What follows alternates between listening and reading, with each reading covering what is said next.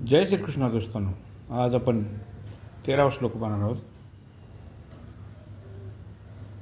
यज्ञशिष्टा शिणाम संतो मुच्यन्ते सर्व किल्बिषः भुजन्ते ते त्वगं पापा ये पंचत्यात्मकारणात्.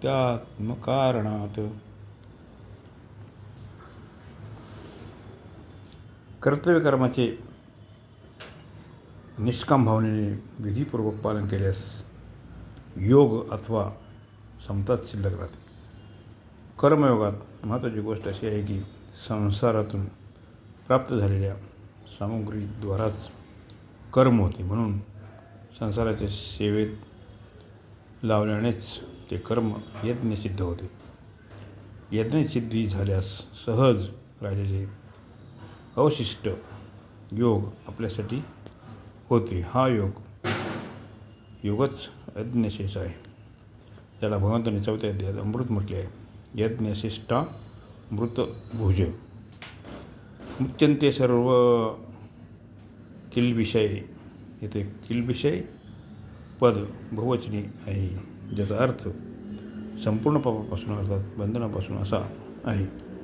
परंतु भगवंतांनी या पदासोबत सर्व पदही दिली आहेत, ज्याचे विशेष तात्पर्य होते की यज्ञशेषाचा अनुभव आपल्यास मनुष्याला कोणत्याही प्रकारचे बंधन राहत नाही. त्याची संपूर्ण कर्म संचित प्रारब्ध आणि क्रियमन विलीन होतात. संपूर्ण कर्म विलीन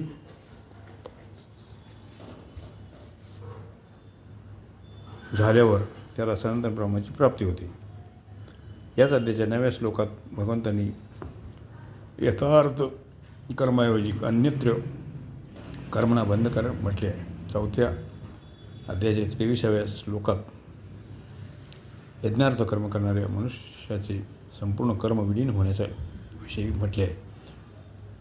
या दोन्ही श्लोकात जी गोष्ट आली आहे तीच गोष्ट सर्व किल्बिषय हा पदाने म्हटले गेली आहे. तात्पर्य: यज्ञशेषाचा अनुभव करणारे मनुष्य संपूर्ण बंधनरूपी कर्मातून मुक्त होतात.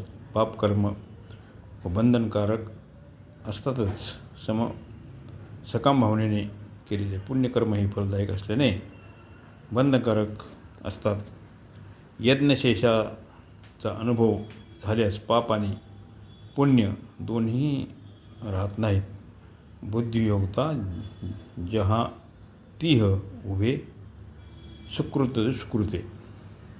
आता विचार करा की बंधनाचे वास्तविक कारण काय आहे. असे व्हावे आणि असे होऊ नये याच कामनेने बंधन होते.